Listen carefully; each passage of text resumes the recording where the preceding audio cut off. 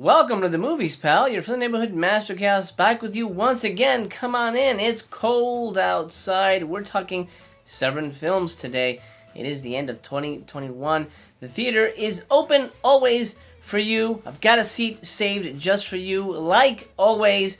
But I have a warning. This is very, very, very important warning. Please heed this warning. Today, Mastercast Theater is a bloody pit of horror.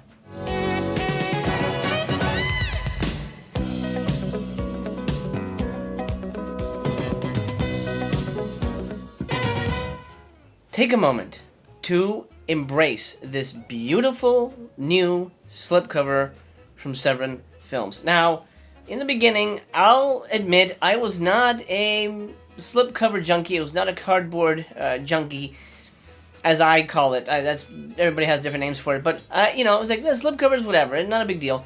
But I have, since starting this channel, become a slipcover fiend. I love it. I think it's great. It really adds to the experience, the collectability, the packaging. It's all part of the ritual of owning physical media. Bloody Pit of Horror is part of their Black Friday 2021 releases. 7 films released. I only bought 2 of them because, as you know, TBYB, try before you buy. I always preach that, and I TBYB'd the hell out of these films for a number of reasons, but, I need to be a more conscious consumer. I think we all do. Bloody Pit of Horror is one I didn't need to TBYB because I was very familiar with this film. This is the film that started me down the path of crazy fucking cinema. Weird, outre cinema. I'm talking the stuff that, Something Weird Video would put out back in the day that you would have to buy through a catalog. That's the kind of stuff that Bloody Pit of Horror sent me down the road on. Now, there was a show back in the day, hosted by Sandra Bernhard, called Real Wild Cinema. You've probably seen it, and maybe I think it was on USA Network or something like that. On there, she showed clips of Horrors of Spider Island, Bloody Pit of Horror, stuff like that, Doris Wishman movies, before I worked with Doris.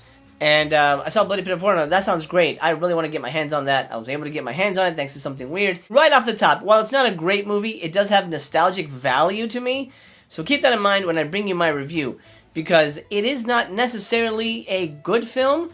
It is a great film in terms of nostalgic value for me. But let's break down the plot before we go any further down the nostalgia road. I loved this film, me personally. Me too. I love this film. Okay, Rich, did you love this film as well? Oh, me personally, I love this. We have kind of a good news, bad news situation here because the Bloody Pit of Horror does not have much of a plot, which I guess is not really a deterrent for the type of movie it is. But it also doesn't have a lot of the exploitational elements that you would expect from something like this as well. So it's hard for me to recommend it, because if you go in sort of blankly expecting a sexy torture movie, which is how it's being billed, you're kind of going to get that, but you don't really get that. I'll say this off the top because I know a lot of you are interested in it, as am I. There is no nudity in this movie, which is shocking to me. There is hints of nudity. I think you get a brief glimpse of a nipple real quick, but this is not a nudie cuties type movie, although it is sort of, patterned and billed and sort of sold on that. It's a false bill of goods because there's no nudity in this movie. There's also very little blood in this movie. It's not necessarily a gory film either. It's very strange.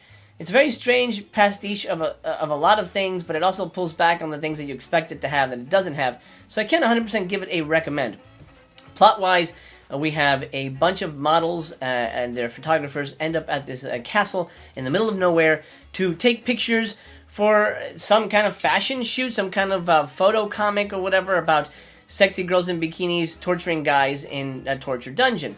What somehow they didn't know is that this castle is owned by a reclusive actor who has become obsessed with the legend of the Crimson Executioner. He feels he is the reincarnation of this old, and when the movie begins with this Crimson Executioner being killed in a, what is that called, like an Iron Maiden or something. He gets spiked to death. Anyway, his spirit, not so much he gets possessed, I think the guy's just nuts. His spirit lives on in this reclusive actor, and he sees these young models. One of them happens to be his ex-girlfriend, You know, coincidences abound in this type of movie. Anyway, his ex-girlfriend is there. All these sexy models are there. He gets triggered. He decides to officially embrace the Crimson Executioner moniker, and he goes about killing and torturing the women and the male protagonists, who are photographers, producers, whatever, of the photo comic, whatever the fuck they're doing. They're shooting some kind of something. It's a very slow beginning. It takes about 40 minutes before the Crimson Executioning really starts, and there's not much executioning. I mean, there's a little bit of blood.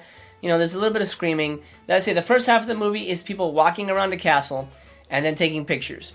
And then that's it. And then the executioning starts, and even the executioning stuff is a little lame by today's standards, and a little watered down, to be completely honest with you. And it's not a balls to the wall proto Saw, which is, I think, what some people have an impression of when they see bloody pit of. By the way, there's no bloody pit. There's no bloody pit in this, in case you're wondering. That does not exist in the film. That's fine.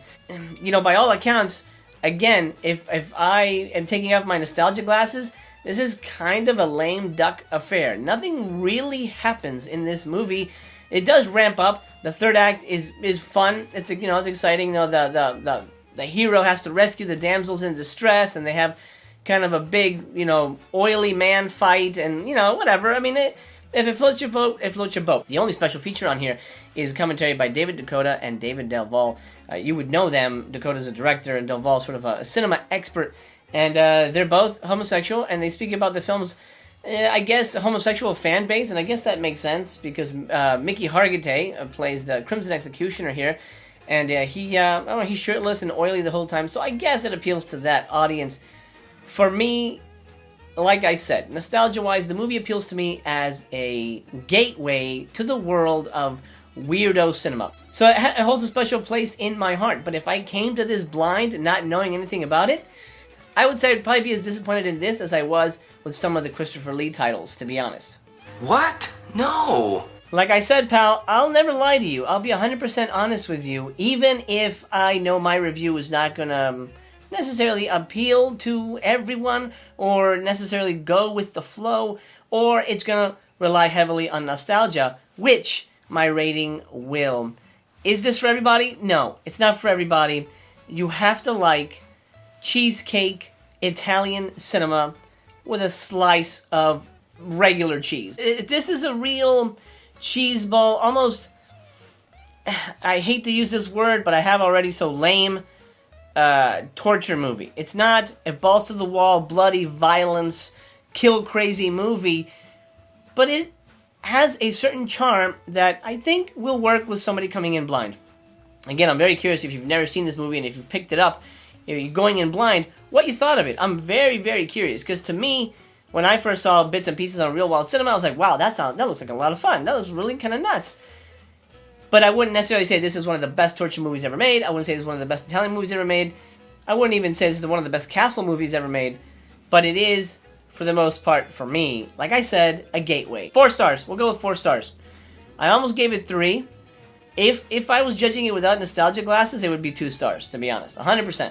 If it just stood on its own, like I just watched this and like, that was kind of not much, it would be 2 stars. But nostalgia is going to give it 2 extra stars, because I know I will probably rewatch this down the line, and having it on my shelf makes me happy. I have it on DVD, but having a nice, beautifully restored copy. By the way, fucking hell, Severin killed it. This movie looks amazing. It has never looked so beautiful, clean, crisp, gorgeous. Looks like it was shot today. Mwah! Chef's kiss. Holy shit, it looks amazing. 4 stars for Bloody Pit of Horror. But do keep in mind, it's not for everybody. And as long as you go in, tempered expectations, not expecting an actual bloody pit of horror, you're going to have a good time. In terms of special features, you get an alternate opening sequence and a trailer, as well as the commentary that I mentioned. Wow, what a beautiful slip. And what a nice addition, at least emotionally to me, to my collection. I'm glad to have this. This is right, perfect. Fits the brand for Severin. 100% they needed to put this out. This is, I think, where they thrive. These obscure Italian movies, for better or worse. Bloody Pit of Horror, there you go. Those are my thoughts on Bloody Pit of Horror. Thank you so much for joining me at the theater today. I hope you're doing well. I hope you're enjoying the end of 2021, or wherever you're watching this, whenever, whatever you're wearing. You know, you can be naked, just fine. My friend, I love you very much. Take care of yourself. I hope we get to meet again. If this is the first time we meet, do subscribe. It would be such an honor and pleasure to hang out with you in the theater again, or any other time we chat. I'd love to have you there. For now, my friend, I've got to grab the curtain, pull it across the silver screen here, and bid you adieu. And you know why? Well, it's because the theater is closed.